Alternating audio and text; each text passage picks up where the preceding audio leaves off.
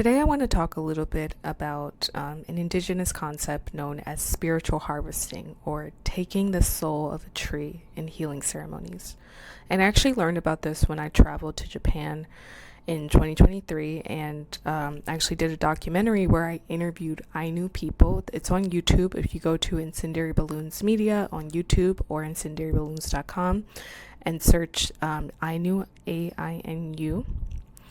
The Ainu people are an indigenous group. The Ainu people are an indigenous group in Japan, and they, currently are facing a lot of discrimination that a lot of indigenous groups are facing globally, just as a result of, imperialism and colonialism and so many other things. But today I just want to talk a little bit about a really unique tradition that the Ainu people used to follow, and is a big part of their history. So there's a lot of really extraordinary practice in the sort of Ainu medical ritual standpoint, right? And this one specifically is the practice of when a mother could not produce breast milk, a healing ritual would involve going into the mountain to invite the spirit. So this would be the spirit of a white birch tree known as Ramat to assist. And they used a prayer stick of offering chants to the spirit.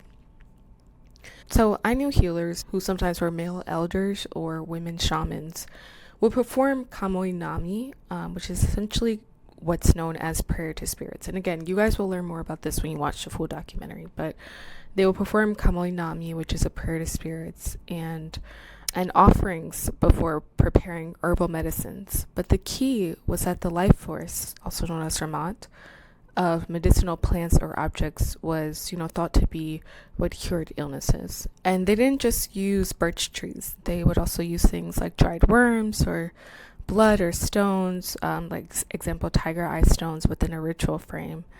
So these are practices where healing is not just, a mechanical plant equals cure, but more of a ritual. So tree spirit, animal spirit, kiboi equals cure. And I just thought that was very interesting how different indigenous people over the globe, specifically indigenous cultures, I'll just talk about the Ainu specifically, were not ruled by patriarchy. They were ruled by matriarchy and more of like an even playing ground.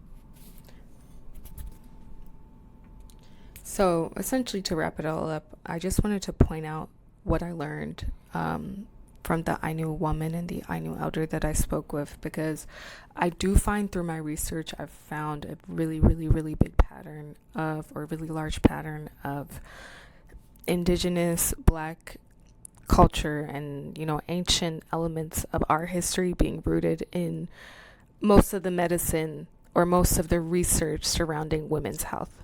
If you look at Western and white medicine and history, it's always centered around white men, which is why there's not a lot of research found on things like autism, diagnosing autism for women, or PMDD and different things that women's face. But if you go to Black communities, indigenous communities, there's wealth and libraries of information and tools